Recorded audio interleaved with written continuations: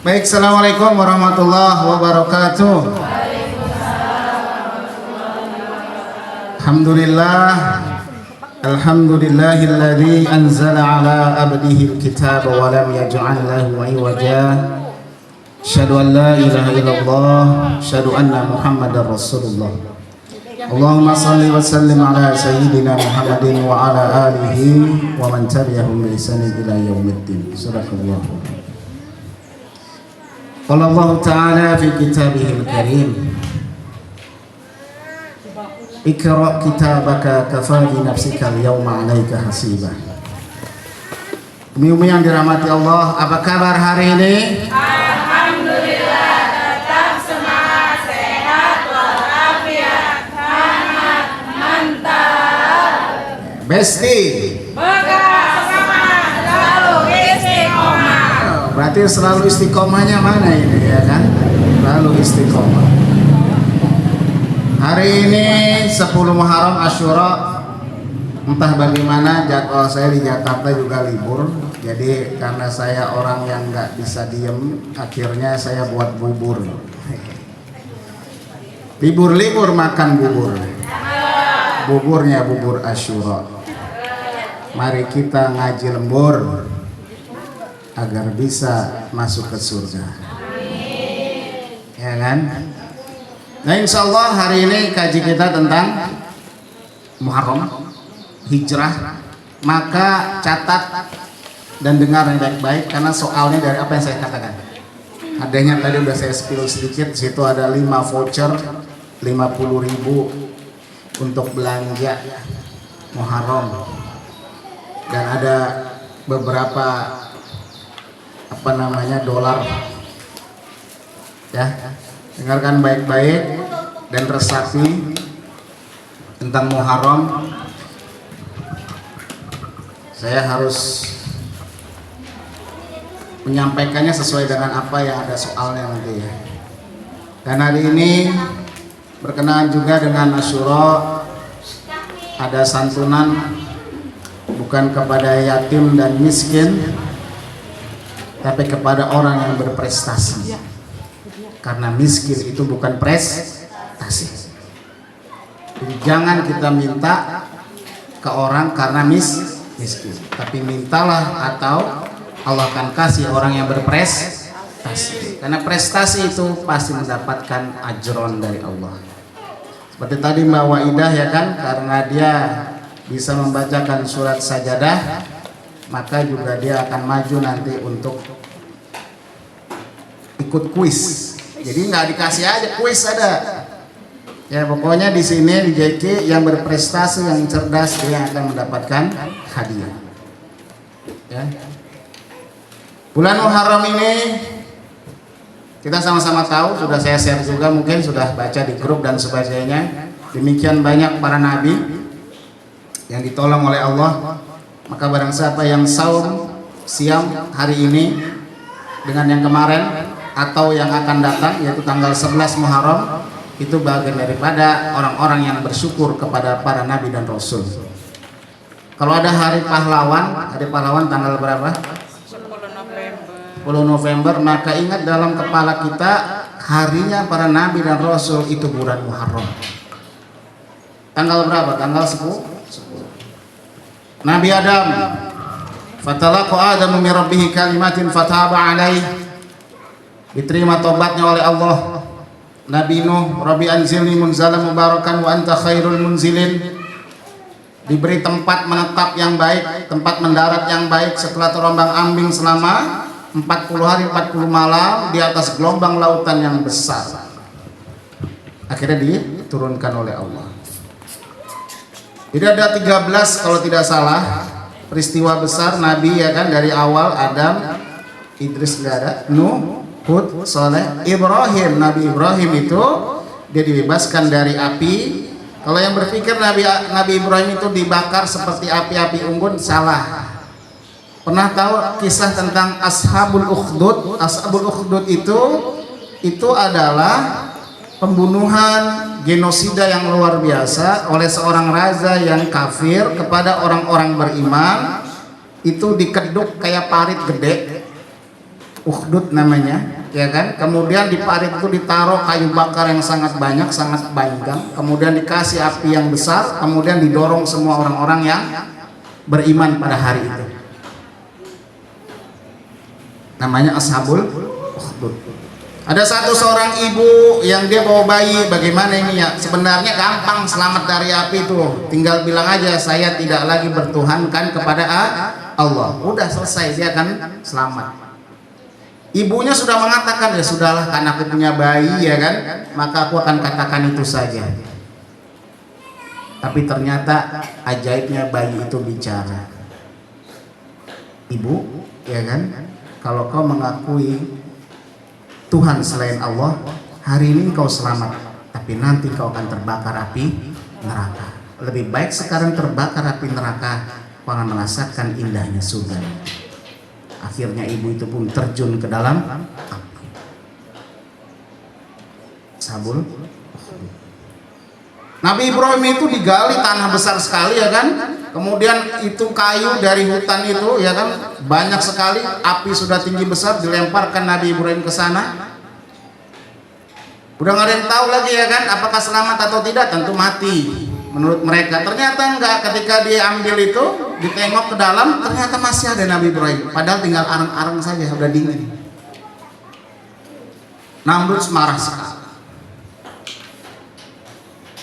Doanya ada dalam surat Al-Anbiya itu. Yakununa baradan wasalaman ala Ibrahim. Wahai api, dinginlah dan selamatkanlah Nabi Ibrahim. Allah itu mengatakan seperti itu. Maka api jadi dingin. Dan itu bukan sehari, seminggu Nabi Ibrahim itu dibakar dalam api tersebut. Dah banyak lagi. Mau siapa aja, sampai terakhir pada Nabi Isa. Nabi Isa alaihissalam itu diangkat oleh Allah ketika dia disalib, ya kan, yang disangkanya Nabi Isa, padahal Judas Iskariot. Yatawafika, Allah itu kemudian mengangkat, diwafatkan Nabi Isa tanggal 10 Muharram. Akhirnya yang dibunuh, yang disiksa oleh mereka bukan Nabi Isa, tapi namanya Judas Iskariot. Judas Iskariot, ya.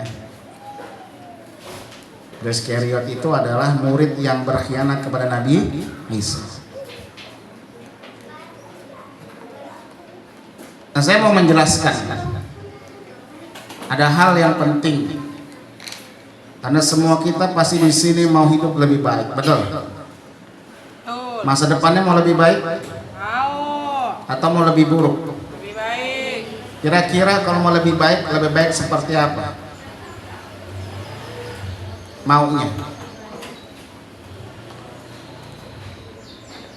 Ini Omnya juga boleh ini nggak pakai ini, tapi ada ini nggak spidolnya? Ada ya, kita tolong dah. Ada satu tujuan, ya kan? Tujuan ini anggaplah yang namanya kota Brastagi. Ada yang tahu Brastagi di mana? Di Medan. Karena kita di sini. Ketika ada tujuan, jangan, ya udah ntar aja biar spill aja nih. Setelah ada tujuan, yang pertama kali kita harus ketahui apa? Sudah tahu namanya Brastagi. Kemudian yang pertama kali yang harus kita ketahui adalah, walaupun baru minggu kemarin pasti lupa juga. Salah, tuh ya kan? Tujuan. Salah, ini apalagi lagi nginep di mana? Karena tahu saya minggu banyak yang nggak datang. Kalaupun datang paling udah sibuk. Sibuk ngapain? Nipasin beras, nasi dan sebagainya. Kalau ada tujuan, setelah itu mau ngapain? Apa yang pertama kali harus ditentukan? Bekal, siapkan bekalnya. Salah. Bela apa? Kenapa? Usaha. Gimana mau usaha? Ini tujuannya Brastagi. Setelah itu, setelah menetapkan tujuan, kemudian apa yang harus kita ketahui pertama kali? Sebenarnya inilah yang paling penting. Dan orang tidak tahu kenapa dia selama ini tidak mencapai pada tujuan, pada target. Kenapa? Karena dia tidak tahu tentang ini.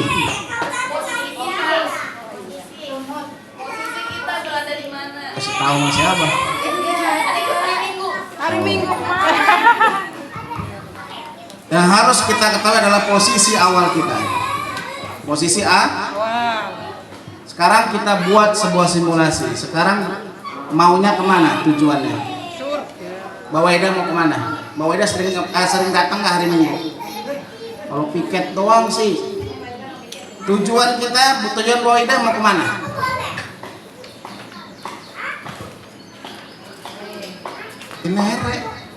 Ini tujuan besar ini mau kemana? Surga. Surga. Baik. Kemudian kalau ke surga, rute setelah menetapkan posisi udah tahu kan?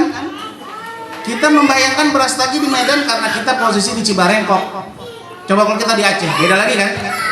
Nah, maka ketika sudah dapat posisi awal, itulah kemudian kita menentukan yang namanya rute.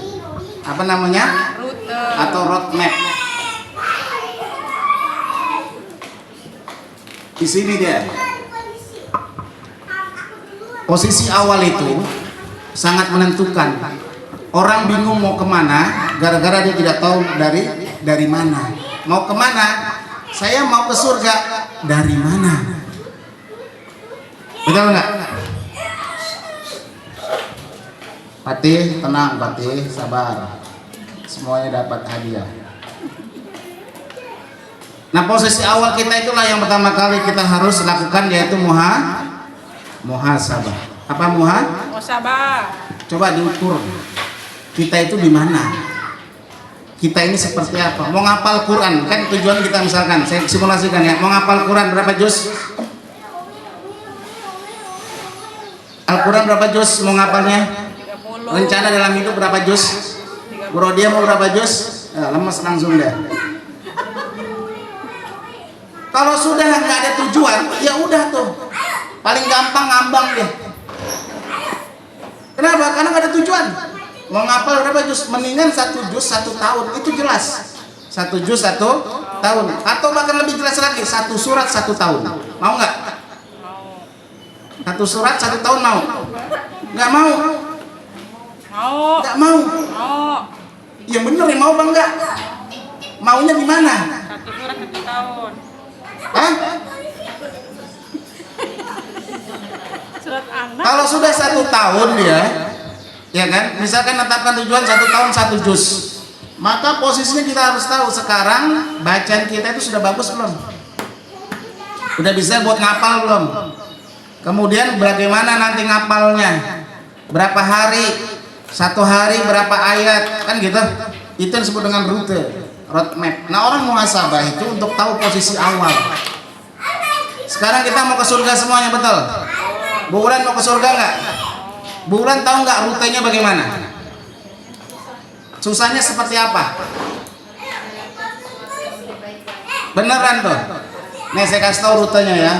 Pertama, ya, road mapnya itu adalah alam ruh. Alam ruh udah lewat? Masih ingat? Nggak ingat. Alam rahim. Masih ingat? Nggak ingat. Bayangin tuh. Alam dunia sekarang. Alam dunia. Berapa tahun lagi? Nggak tahu. Panjang nggak? Saya tanya, panjang nggak? Capek nggak? Capek nggak dunia? Melelahkan nggak? Pusing nggak? Kesel nggak? Sedih nggak? Bayangin tuh, baru alam dunia nih. Dan belum selesai, belum selesai alam dunia nih. Ini aja udah ampun-ampunan kita, iman takwa kita tercabik-cabik oleh dunia, betul nggak? Masya Allah. Puyeng, sedih, galau, segala macam tuh. Kenapa? Alam dunia ini belum selesai karena masuk lagi kepada alam kubur.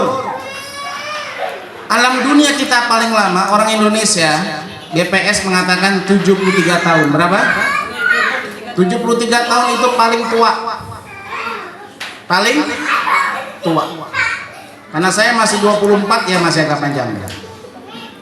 Bu Lina berapa? Berapa? 50. Paling lama Bu 23 tahun lagi.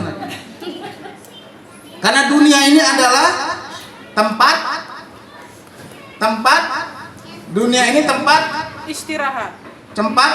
Enak banget tidur dong. Sehari 8 jam. Wapsah. Dunia ini tempat. Oh, pada bingung semua ya? Ujian terus tiap hari dong. Sedih amat. Dunia ini tempat. Ada yang tahu? Ingat ya. Dunia ini tempat meninggal. Dunia tempat Meninggal. Tempat tinggalnya di mana? Akhirat. Kalau orang mau dia bertempat tinggal di dunia, rugi dia. Cuman di alam dunia, habis hidupnya, tak akan sampai kepada surga. Katanya mau surga. Betul? Oleh sebab itu setelah alam kubur, alam lagi. Namanya alam bangkit, yaitu yaumul bas. Ini alam kubur panjang. Kalau cuman alam dunia 73 tahun selesai, mati kita. Kalau alam kubur, tahu alam kubur berapa lama? Tahu nggak alam kubur berapa lama?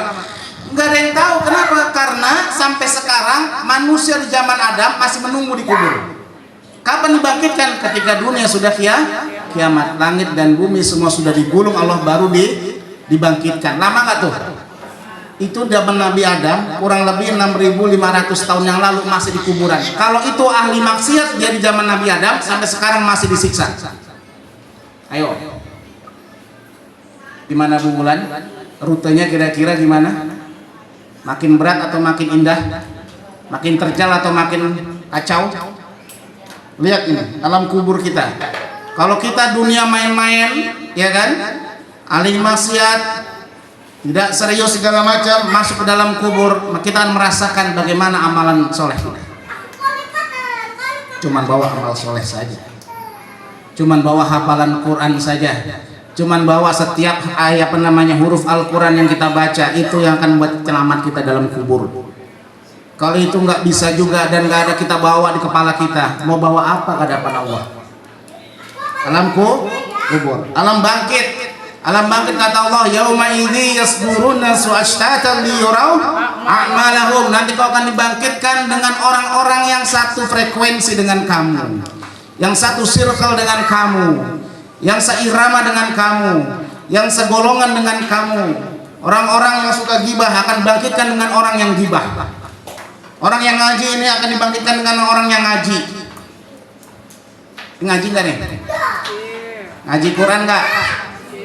Akan dibangkitkan juga ahli Quran. Ya. Orang yang sedang bersenandung, yang suka lagu-lagu, yang nyanyi-nyanyi akan dibangkitkan juga sesama para penyanyi. Penyanyi tempatnya di mana? Wallahu alam. Yang jelas bukan di surga. Setelah dibangkitkan itu panjang lagi, kemudian masuk kepada alam hasyar. Apa hasyar tuh? Yaumul hasyar. Dikumpulkan setiap orang. Setelah dikumpulkan, dan itu dikumpulkan setiap manusia jaraknya itu 1 kilometer, jauhnya luar biasa. Tidak pakai baju, tidak pakai celana, semuanya telanjang bulat. 1 kilo itu kecil orang manusia. Panasnya luar biasa, matahari hanya sejengkal. Dikumpulkan. Bahkan Allah katakan dalam surat Toha, orang-orang yang dia membaca Al-Quran dikumpulkan. Orang-orang yang dia wa man yu'rid an dzikri rahmani fa inna lahu ma'isatan dongka wa nasuruhu yaumal qiyamati a'ma. Orang-orang yang tidak mau kepada Al-Quran aku kumpulkan dalam keadaan buta. Yaumul hasyr. Orang yang tidak mau kepada Al-Quran, orang yang tidak mau baca Quran, orang yang tidak mau memikirkan Al-Quran, mempelajari Al-Quran, dikumpulkan dalam keadaan buta. Buta. Nggak bisa melihat. Kenapa aku buta ya Allah? Ana kuntu basira. Aku melihat di dunia dulu. Wa kadzalika atatka ayatina fanasitaha wa kadzalika yauma tunsa. Kata Allah lanjut. Dulu kau, sekarang aku butakan kau karena apa? Dulu telah kuturunkan ayat-ayat Al-Quran. Fanasitaha, engkau melupakannya. Wa kadzalika yauma tunsa. Hari ini engkau aku lupakan. Hari ini kata Allah engkau aku lupakan. Kenapa? Karena engkau melupakan Al-Quran. Alam hasyar, bangkit, dikumpulkan, habis dikumpulkan yauma. Ada yang tahu lagi yaum apa? Hah? Mizan. Ya. Bisa dibilang mizan juga. Ditimbang kita punya amal soleh, amal baik. Nungguin manusia itu dari zaman Nabi Adam sampai manusia terakhir, berapa miliar manusia, ditanyain satu persatu, ya kan? Ini kerudungnya dari mana? Dari dia. Cash apa ngutang? Ngutang berapa? 20.000. Berapa ya seminggu? Ini panci kredit di mana? Shopee. Tahu nggak Shopee itu riba kan gitu? Semua di nunggu itu manusia, nunggu. Habis yaumul mizan, yaum sirat. Sirat itu adalah jalan di atas jembatan Shiratal Mustaqim. Kemudian yang ke-9 yaumul jaza. Jaza, hari dibalasnya semua amal kita. Yang mujaza itulah nanti kita akan kelihatan surga dan neraka. Kira-kira jaraknya panjang nggak? Hah? Panjang nggak? Bekalnya banyak nggak? Bekalnya Bu Ella cukup nggak sekarang untuk ngelewatin untuk ngelewatin alam kubur kita aja nggak tahu ya kan? Bahkan belum tentu kita alam dunia itu bisa selamat. Kita bagus di sini ya kan, baca Quran, ngapal Quran, belum tentu nanti sampai mati kita masih dengan Al-Quran. Jangankan sekarang, dulu zaman Nabi Muhammad saja seorang sahabat itu bisa murtad. Bisa murtad.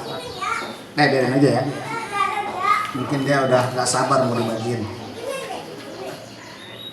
Apalagi cuman saya doang yang ngingetin tentang Al-Quran. Nah, dikarenakan panjangnya dan begitu beratnya perjalanan ini, maka perlu muhasabah, menghitung diri sekarang posisi kita ada di mana. Kira-kira mau bawa apa? Kira-kira cukup nggak perbekalan? Tadi kan ngomong bekal kan, rute segala macam. Kalau sudah tahu posisinya, baru kita menemukan yang namanya road map. Sudah tahu tujuan, sudah tahu posisi kita, baru kita buka namanya petanya. Biar nggak nyasar. Peta itu namanya Al-Quran. Petanya namanya Al-Quran.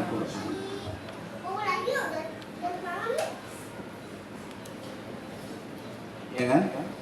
Al-Quran inilah yang kemudian dia tidak akan menyesatkan nyampe kepada surga. Makanya Allah katakan dalam surat Al-Qasas ayatnya 85, saya lupa depannya aja. Dan berlaku innalladzina faradu 'alaikal qur'ana laradduka ila ma'ad. Sungguhnya kalian itu adalah faradu 'alaikal qur'an. Atas kalian semuanya difardukan Al-Quran, diwajibkan Al-Quran. Kenapa? Barang siapa dia yang mau bertujuan Quran kepada surga, maka dia harus buka peta namanya Al-Quran. Barang siapa yang dia tidak buka Quran, maka dia akan tersesat. Maka ada orang dia bilang, saya mau ke surga, nggak pernah buka Quran, bohong. Kau akan tersesat. Nggak akan sampai kamu ke surga kalau belum buka Al-Quran. Kenapa kita buka Quran? Kenapa ngapal Quran, baca Quran supaya kuat ini? Peta ini kuat, gak lupa-lupa, sehingga jalan pulang ke Allah itu akan mudah. Artinya apa? Mbak Lani baca.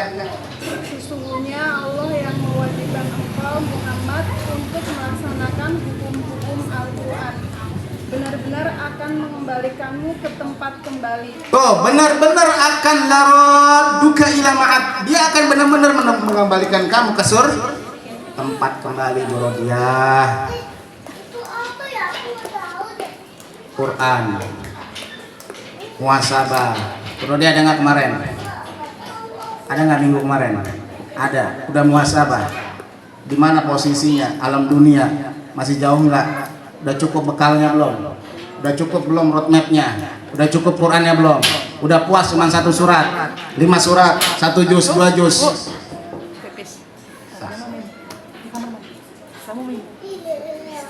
Silakan Mbak. Mau pipis ya? Ya yang mau pipis juga ibunya mau apa ya? Jangan ditahan-tahan. Repot kan? Ya. Kalau mau pipis, anak saya memang suaranya keras dan semangat. Santai. Kayak aja, bubur mas santai ya kan. Sini banyak yang nggak puasa kan? Nggak apa-apa, nggak jawab juga nggak apa-apa. Yang jelas yang nggak boleh makan di sini yang puasa, jadi boleh bawa pulang. Yang mau bubur dia harus makan di sini. Gitu dia. Ya kalau ibu kan tahu pasti kan ada hacknya juga ya kan. Kecuali males ya nggak apa-apa juga. Orang puasa sunnah doang kan. Kalau sunnah itu dia dikerjakan berpahala, nggak dikerjakan,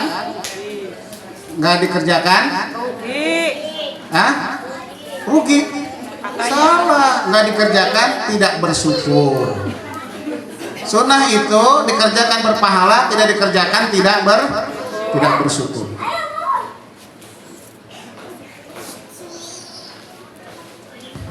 Saya cek dulu ya, saya udah nyampaikan kira-kira udah lengkap belum?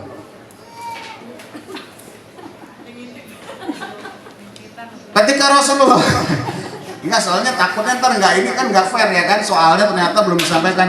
Rasulullah, ada yang tahu ketika Rasulullah itu hijrah bulan apa dia? Ayo, yang paling banyak pengajiannya Bro dia. Kita tantang sahabat sini yang pengajiannya paling banyak, yang setiap hari 2 kali. Bulan apa? Salah. Kata siapa Rasulullah bulan Muharram? Yang Muharram itu berangkat Abu Bakar, Utsman bin Affan dan para sahabat semuanya. Rasulullah catat tanggal 28 Safar. Sebulan setelah bulan Muharram. Sekarang bulan Muharram, besok Safar. Tanggal 28 Safar Rasulullah mendengar kabar dari malaikat. Rasulullah di Baitun Nadwa, orang-orang musyrik itu sudah merencanakan akan membunuhmu dengan 12 orang kabilah yang paling kuat, pemuda paling gagah, yang pedangnya paling tajam. Maka Rasulullah kemudian tinggal berempat aja di kota Makkah pada saat itu. Rasulullah, Abu Bakar, Asma anaknya Abu Bakar dengan Ali bin Abi Thalib di rumah Abu Bakar As-Siddiq. Tanggal 28 Safar Rasulullah malam itu bersama mereka rapat, akhirnya memutuskan untuk berangkat malam itu sebelum datangnya para pemuda. Padahal di depan pemuda itu sudah kelilingin semuanya, cuman menunggu perintah saja. Hajar, itu akan dihajar dalam rumah itu. Rasulullah dengan Abu Bakar dan Ali bin Abi Thalib. Ali bin Abi Thalib dengan gagahnya mengatakan, "Ya Rasulullah, engkau berdua berangkatlah ke Madinah karena aku akan berada tidur di kasurmu menggantikanmu. Karena kalau aku yang mati, ajaran ini akan terus, tapi kalau engkau yang meninggal, maka kebenaran ini akan berhenti." Tuh Abu Bakar mati dia rela demi agama Allah, demi kita semua, betul nggak? Akhirnya seperti itu. Maka kalau orang misalkan Asyura, tidak ada satu hal yang dibuatnya untuk mensyukuri nikmat Islamnya, buat saya itu kurang bersyukur. Orang hari pahlawan aja diperingati, ada upacaranya, betul nggak? Pahlawan itu membebaskan tanah air kita, betul? Tapi kalau para nabi dan rasul itu membebaskan kita dari api neraka. Hebat mana? Hah? Hebat Rasul kan? Yukhriju minaz zulumati ilan nur, dari kegelapan dikasih kepada cahaya. Tapi mana perbuatan kita? Apa rasa syukur kita? Santai saja. Betul.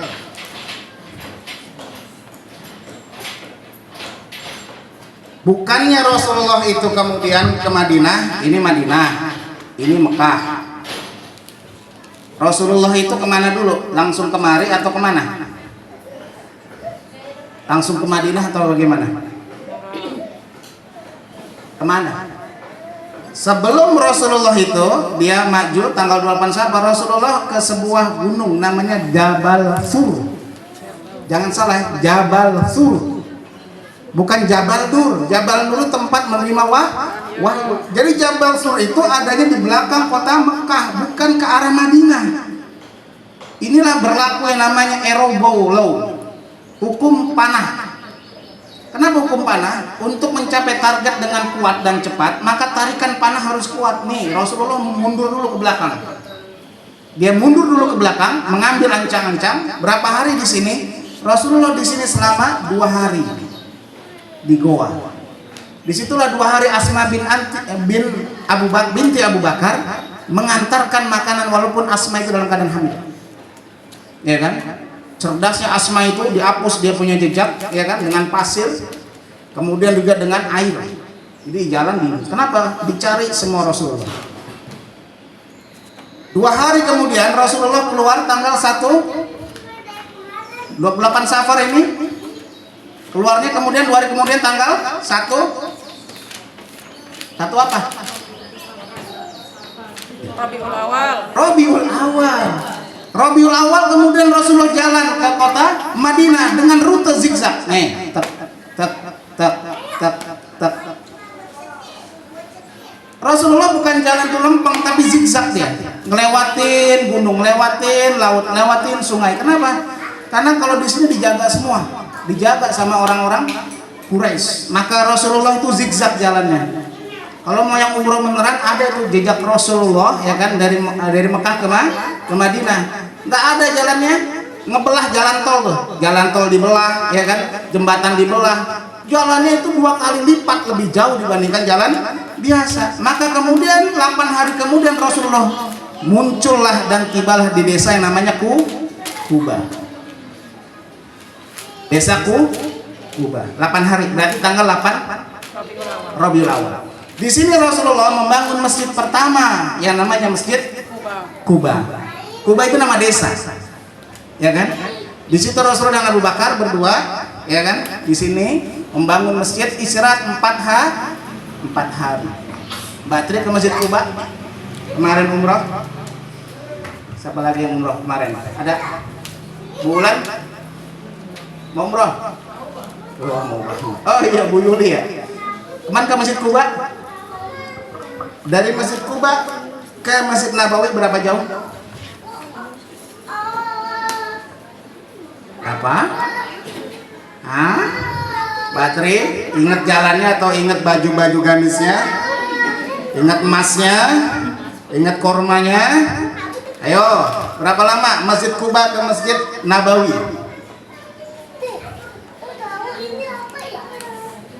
Iya, naik mobil memang. Naik mobil.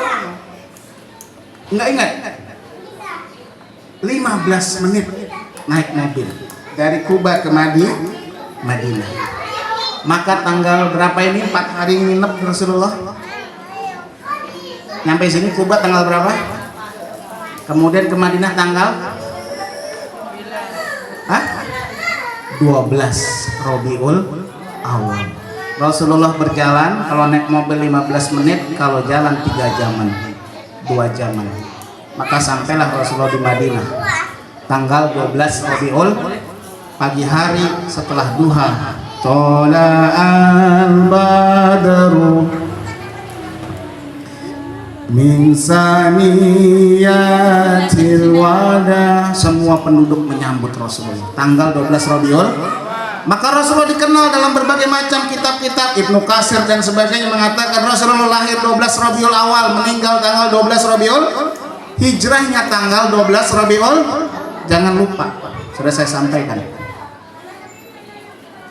Maka muhasabah, lihat diri kita ini seperti apa, bagaimana. Surga kita masih jauh dan luar biasa berat perjalanannya. Saya yakin kita semua, saya termasuk di dalamnya, nggak cukup bekalnya. Betul nggak? Sadar nggak nih, bekal kita masih cukup nggak nih kalau untuk melewatin ini semua? Mbak siapa namanya? Mbak Ani. Kalau Mbak namanya siapa?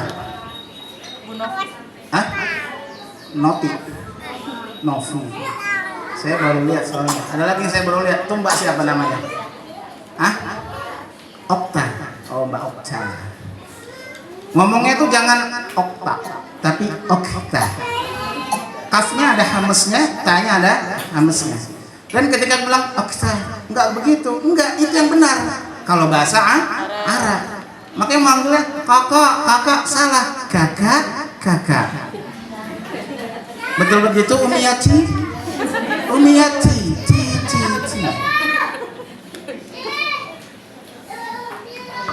Ini saja, bapak-bapak aja, ya kan?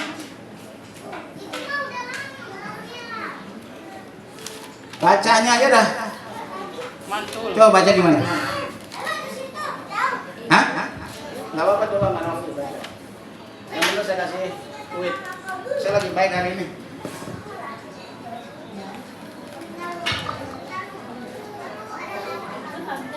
Kagak tahu dah, pokoknya gitu dah.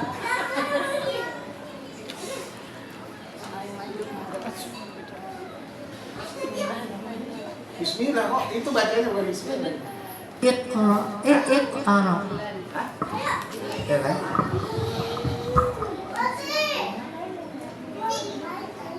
Mimza ya. Mati dia punya.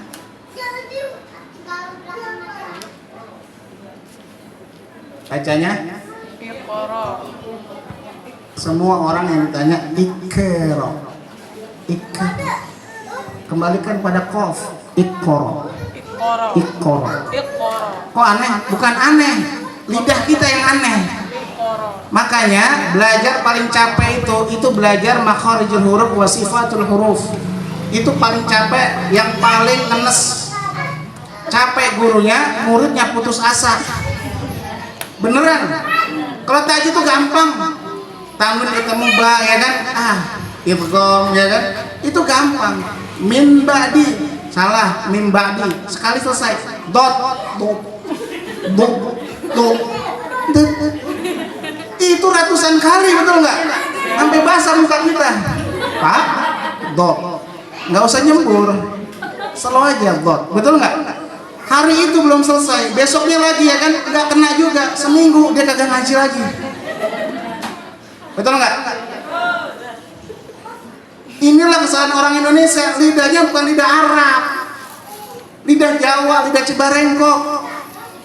Perlu ini disetrika dulu. Lidah ini kerik dulu, kerik ya kan? Ini yang suka gibah dikerik dulu. Nah, baru tuh lancar. Makanya kalau orang suka gibah susah baca Qurannya. Soalnya apa namanya? Penuh. Nah, tapi Rasulullah sebelum ke kota Madinah, yang mana kota Madinah sebelum namanya kota Madinah adalah namanya kota mana nih? Ya kayak gini kok gak mau ikut bingung ya. Cuman ditanya pada melenteleng aja. Hah?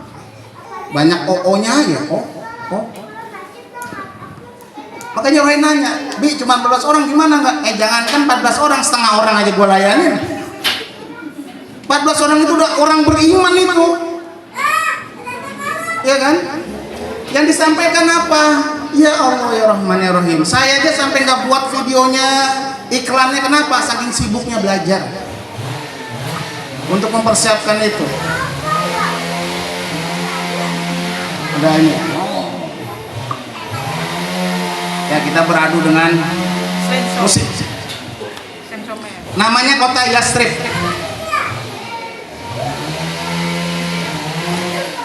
Kota Madinah ini namanya kota Yas. Banyakkan orang Yahudi. Sebelum Rasulullah kemari, 2 tahun sebelumnya sudah mengutus namanya Mus'ab bin Umair. Jadi kalau kita mikir Rasulullah itu langsung datang, ya kan? Enggak begitu. 2 tahun sebelumnya ada namanya perjanjian Aqobah 1, Aqobah 2. Orang Madinah mau belajar tentang Islam, diutuslah Mus'ab bin Umair. Siapa namanya? Mus'ab bin Umair. Orangnya paling mirip sama Rasulullah. Orangnya paling ganteng, anak orang kaya. Kalau dia jalan harumnya Chanel. Parfumnya keren banget. Bajunya paling keren kayak saya gini. bukan Toyobo ini. Sorry, ya kan? Kartun Jepang, istilahnya itu dia bajunya paling bagus, orangnya paling ganteng, tutur katanya paling memikat, jago komunikasi, makanya diutus dia ke kota Yastrib, Madinah. Ngapain? Berdakwah, mempersiapkan nanti kalau misalkan ada apa-apa di Mekah, pindah ke Madinah. Namanya Mus'ab bin Umair. Terus, nah sampailah Rasulullah kemudian di sana. Kemudian Abu Bakar, Umar bin Khattab menyusun Al-Quran. Mulai dipisahkan antara Makkiyah dan Madaniyah. Ini surat-surat Makkiyah ada 89, surat-surat Madaniyah, ya kan? Ada 28. Jadinya ada berapa itu? Wela, biasanya cepat hitung duit. Makkiyah 89 surat, Madaniyah 29 surat. 117. Banyak amat. Berapa? Hah? 116. Hah? Berapa? Berapa sih Madaniyah?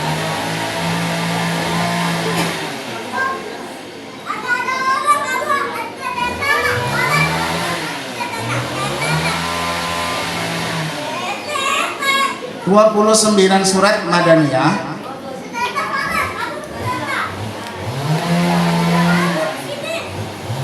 Dengarkan lagi ya, 29 Madaniyah. Madaniyah 29. Makkiyahnya berapa? 89. Berapa jadinya?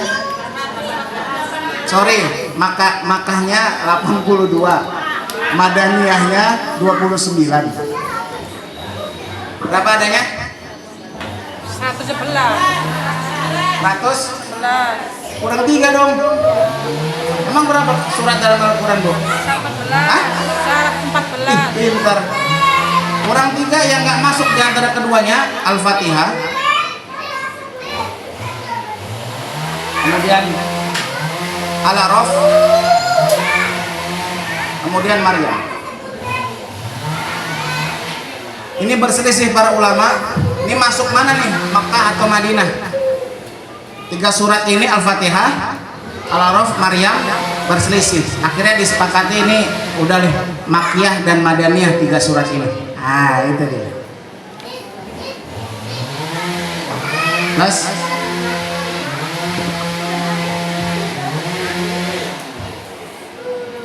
makanya ayatnya mengatakan ya ayyuhalladzina amanu taqullaha wal tanzur nafsum ma qaddamat lighad.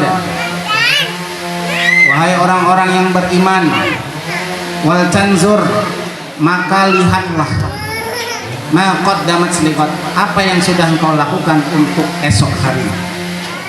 Bentuknya kata lampau ya, apa yang kau lakukan untuk esok hari. Maka orang kalau banyak muhasabah, dia nggak sempat lagi ngeliat kesalahan orang.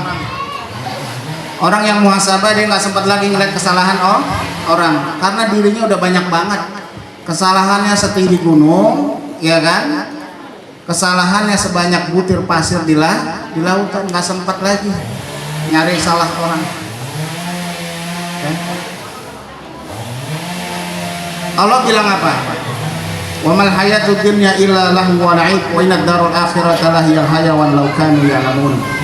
Ini hidup hanyalah senda gurau, permainan. Kehidupan sebenarnya ada di akhirat.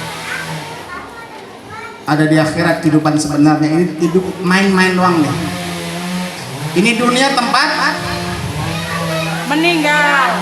bukan tempat Tinggal. di mana tempat tinggal kita? Akhirat. Di mana? Akhirat. Wa masakina thayyibatan fi jannati adn. Wa masakina, dan tempat tinggalku fi jannati adn. Dalam surat As-Saff dikatakan seperti itu. Tempat tinggalmu itu dalam surga, bukan di dunia. Ngapain berlomba-lomba punya rumah yang bagus segala macam, ya kan? Tempat tinggal kita ingat ada di akhirat.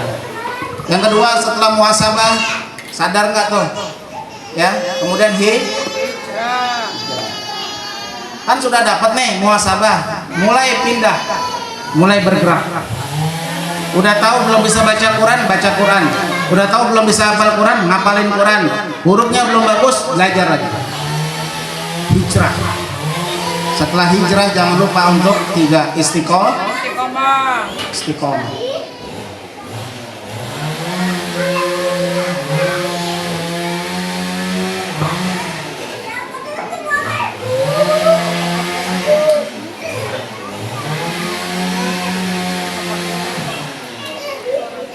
Imam Syafi'i mengatakan begini, Pindah musola. merugilah orang-orang yang berilmu. Kenapa? Karena dia tidak beramal dengan ilmunya. Merugilah orang-orang yang beramal. Kenapa? Karena dia beramal tidak ikhlas. Rugi juga orang-orang yang beramal dengan ikhlas. Kenapa? Karena dia tidak istiqomah. Al istiqomatu khairum min alfi karomah. Istiqomah itu adalah melebihi daripada 1000 karomah kemuliaan. Maka Bu, kalau sudah ngaji istiqomah, kalau sudah baca Quran istiqomah, jangan dicampur-campur. Saya katakan nih, dengarkan benar-benar, Al-Quran ini nggak boleh dicampur-campur. Watal haqqa bil batil, jangan dicampur. Campur apa? Ya kita tahu lah. Jangan pernah dicampur-campur kajian Al-Quran kita, ya kan, dengan yang lain, membuat kepala kita pusing sendiri. Saya tahu ibu pusing. Kenapa? Roadmap, ingat peta. Kita nggak bisa ke surga tanpa Al-Quran. Dunia ini kadang kita gadaikan, hidup kita, ya kan, kita gadaikan. Maka istiqomah. Kata Rasulullah sudah benar itu. Iqra'ul Quran fa innahu ya'ti yaumal qiyamah syafi'an li ashabihi. Ini Quran akan datang nanti di hari kiamat membawa syafaat. Syafaat itu siapa? Syafaat adalah orang-orang yang dia kehabisan bekal, yang nggak sampai ke surga, maka Rasulullah akan gendong dia untuk sampai ke surga. Itu maksudnya syafaat. Tapi asal arahnya benar. Kalau arahnya salah nggak bisa. Makanya demikian hebatnya, saya tahu betapa beratnya tugas ibu. Saya adakan namanya biwaw. Biwaw itu wow. Apa namanya? Wow. Wow. Wow itu suami dan anaknya mengatakan mama, wow, you are great. Kamu hebat. Harinya hari Kamis dan hari Sabtu.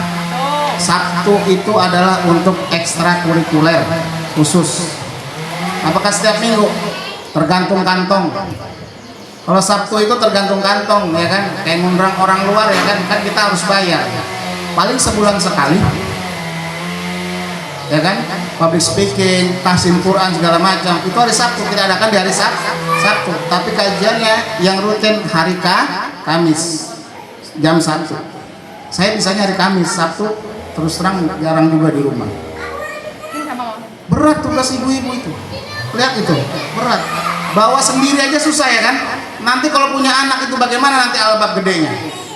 Lihat si Fatih tuh, lihat bagaimana si Fani. Apakah sampai besar nanti mereka akan hafal Quran, megang Quran? Kalau emaknya nggak bisa.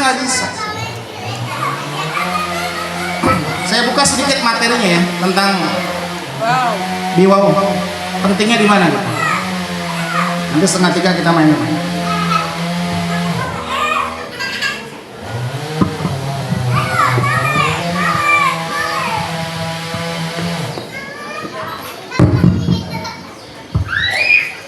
Anak kita itu, lihat anak kita semua, si Afzal dan sebagainya, termasuk kita adalah seorang anak.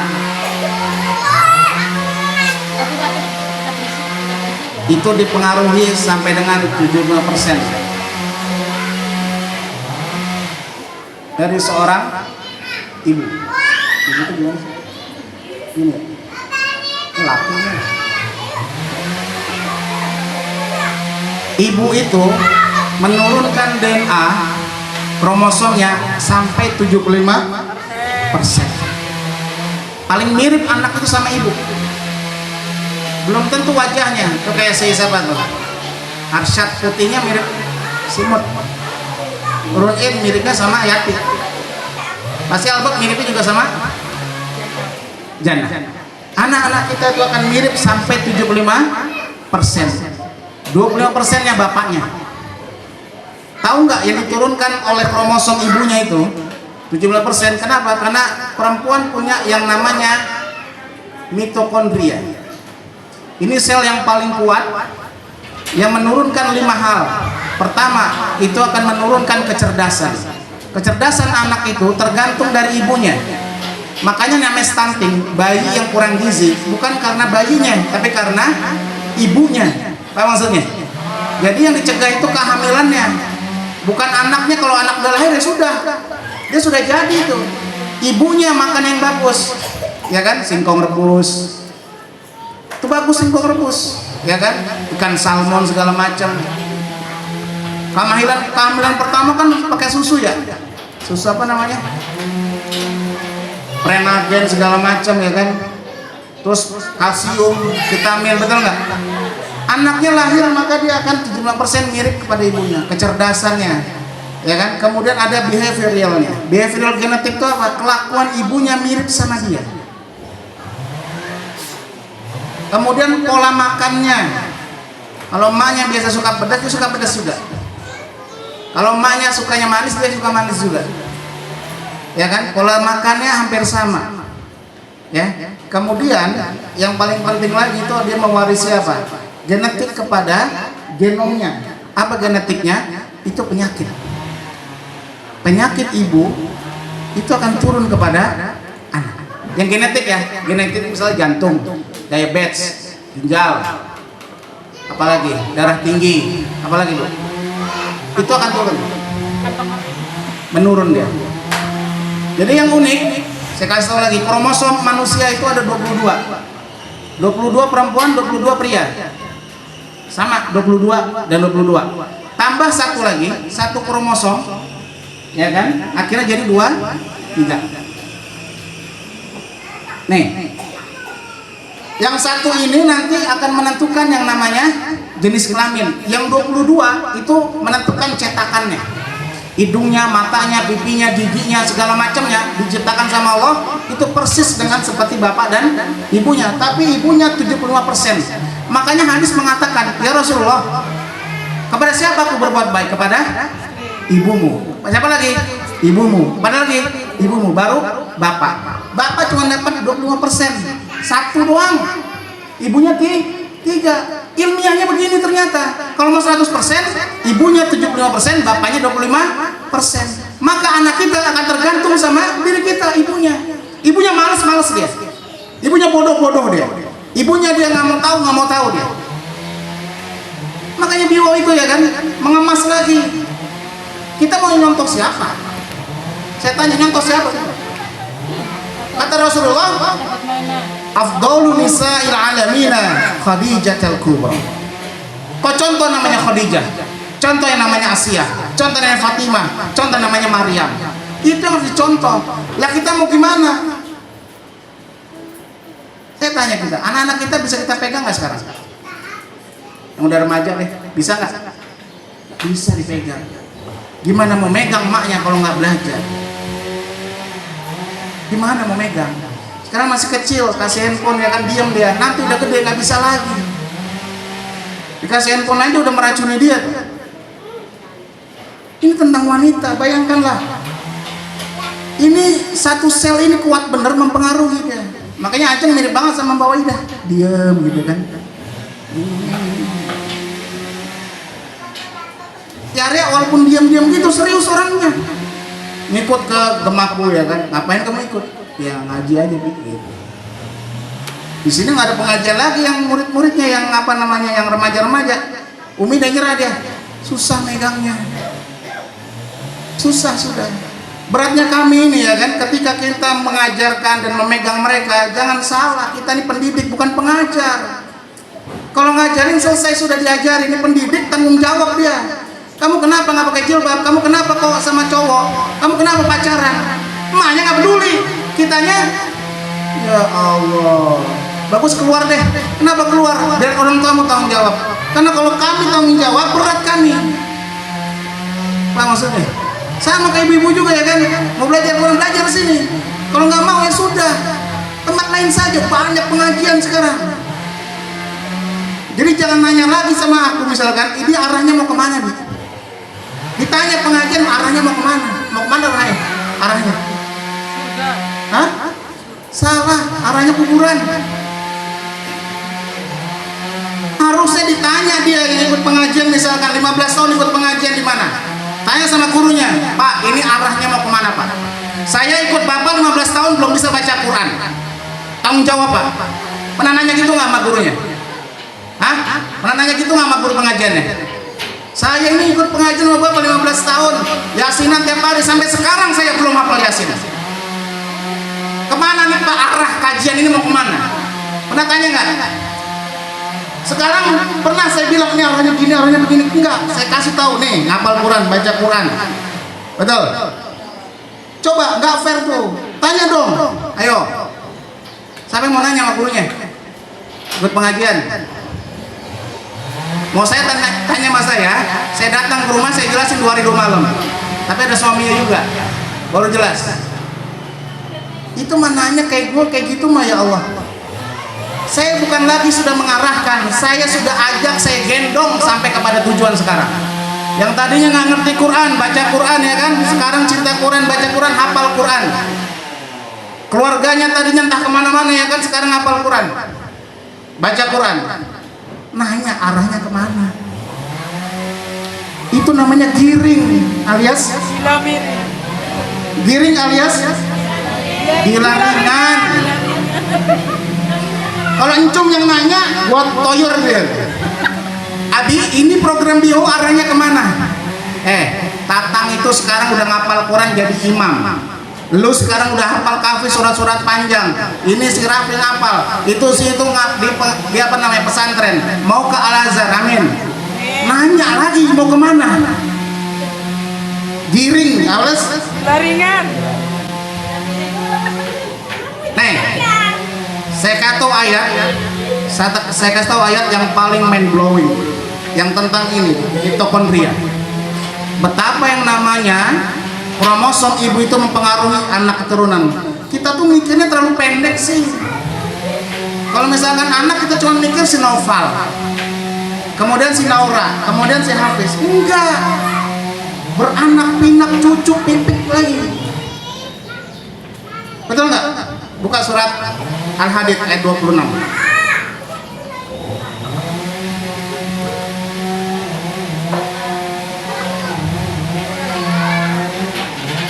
Siapa yang bisa jawab, saya kasih duit.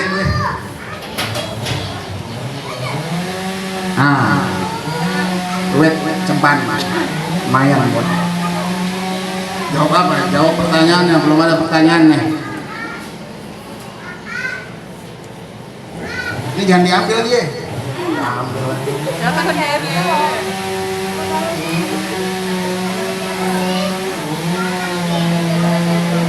Ayat 26, walaqad arsalna Nuha wa Ibrahim wa ja'alna fi dzurriyyatihim an-nubuwwata wal kitaba faminhum muhtadin wa katsirun minhum fasiqun.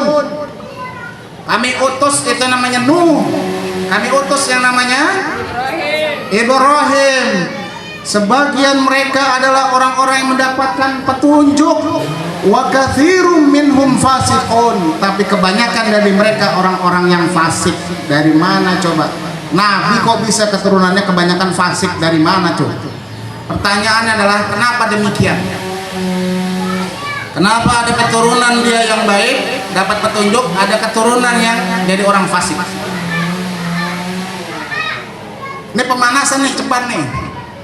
Pertanyaan susulannya 20.000. Ada yang lanjut tangan, cepetan, hap, kita mau main game. Jadi saya bilang sama Rohai, 14 orang itu banyak, kami akan mulai. Yang gak ikut gimana? Ya biarin aja. Kenapa jadi sibuk sama yang gak ikut? Kenapa sibuk yang gak mau? Ada Allah dan Rasul. Ada Allah yang ngurus orang-orang yang gak mau kepada kita. Ada. Ya. Tapi saya yakinkan program ini memang hanya untuk anak-anaknya yang belum bisa diatur. Anak-anak yang susah. Tapi kalau anak kita sudah baik, sholatnya sudah bagus, hafalan Qurannya sudah bagus, akhlaknya bagus, nggak usah ikut. Jangan, nggak usah ikut. Di rumah aja. Tapi kalau kita merasa masih sulit megang anak kita, masih sulit kita untuk mempengaruhi anak kita untuk baik, nah ikut deh. Tapi kalau anaknya sudah seperti Nabi Ismail, nggak usah ikut. Jadi anak-anak yang udah Nabi Ismail, yang udah bagus banget akhlaknya, udah nggak usah ikut. Itu ibunya udah bagus banget dah. Tapi kalau kita masih susah megang anak, masih susah untuk memahami diri, ya kan, perempuan aja nggak tahu. Coba saya tanya misalkan di sini sama yang baru deh, misalkan sama Mbak Okta. Perempuan itu dalam Quran ada berapa namanya? Dalam Al-Quran perempuan disebut apa? Anissa. Satu lagi? Bukan satu lagi, 6 lagi. Apa bedanya nggak? Oh yang kan Rohai deh yang tahuan dikit bahasa Arab. Mir'ah. Satu, 2 Nisa. Satu lagi? Taunya dua doang. 2 doang. Kita wanita nggak tahu lagi. Ini kok nekat nggak mau ikut? Ada yang jawab tadi? Dah, itu selesai ya kan? Bedanya sama Nisa sama Unsa aja kita nggak tahu. Nama kalau perempuan namanya Anissa kan? Kenapa nggak dikasih nama Unsa? Unsa juga perempuan loh artinya dalam Quran. Nggak ada tuh namanya Unsa. Ayo. Ya kan? Bedanya apa? Sama-sama perempuan dalam Quran. Kenapa nggak disebut namanya Mir'ah? Ada Mir'ah. Ya kan? Ada yang tahu tadi? Kenapa? Kok ada yang diberi petunjuk? Sebagian besar orang fasik. Ayo, ada yang tahu kenapa ayat itu? Nabi loh orang tuanya, kok bisa sih ini fasik? Lah kita nabi bukan, siapapun bukan kita. Bacaan Quran masih begini, gimana anak kita? Pertanyaannya kenapa begitu? Tadi Kamis mulai jam 1. Jangankan satu orang, setengah orang aja kita layani.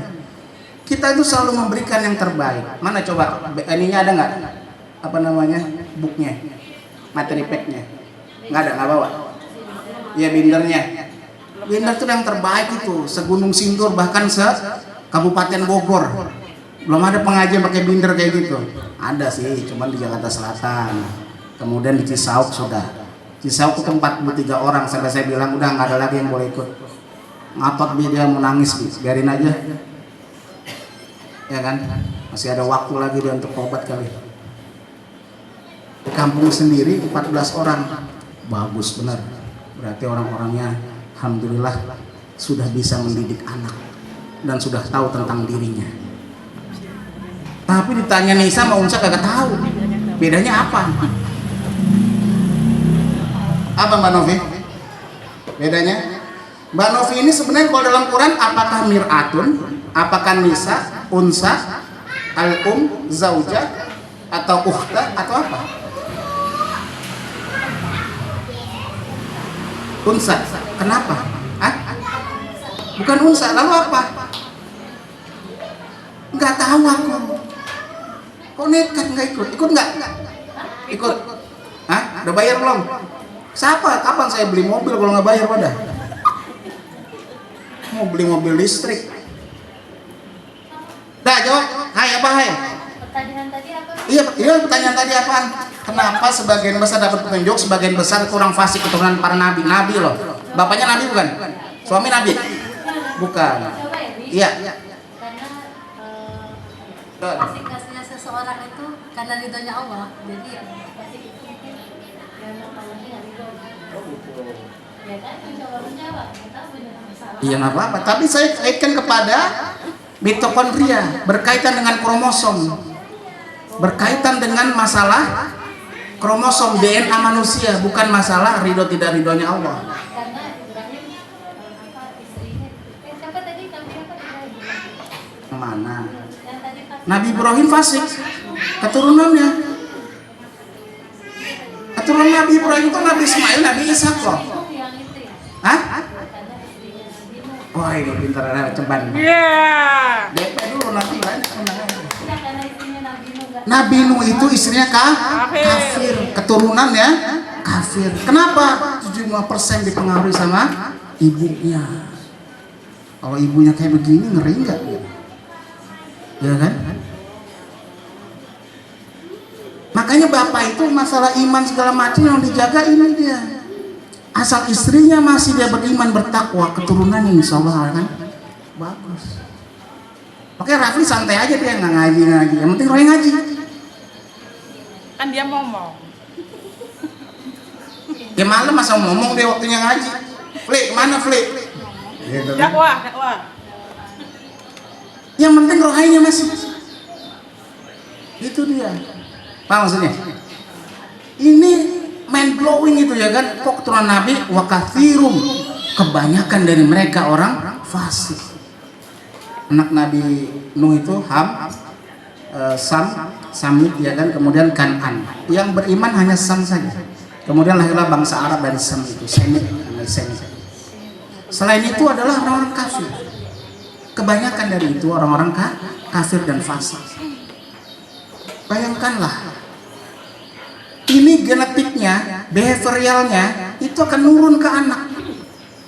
Mut mau nggak anaknya pelangap-pelongo? Nggak mau. Tapi kalau emaknya pelangap-pelongo, jadi tuh anak pelangap-pelongo. Mau anaknya pelangap-pelongo? Beneran? Ih, nggak percaya ya?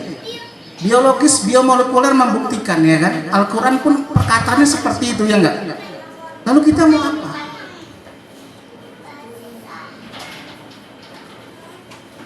Berat materinya, saking beratnya nggak ada video dan macam-macamnya, nggak sempat saya mempersiapkan promo-promonya. Ini promonya lah. Kalau nggak mau juga ya sudahlah, ya kan? Jadinya promil lagi. Oke, demikian dapat saya sampaikan. Jadi yang penting Muharram itu muhasabah, kemudian hijrah, kemudian istiqomah. Ibu-ibu akan diuji dengan istiqomah. Istiqomah nggak dengan Al-Quran.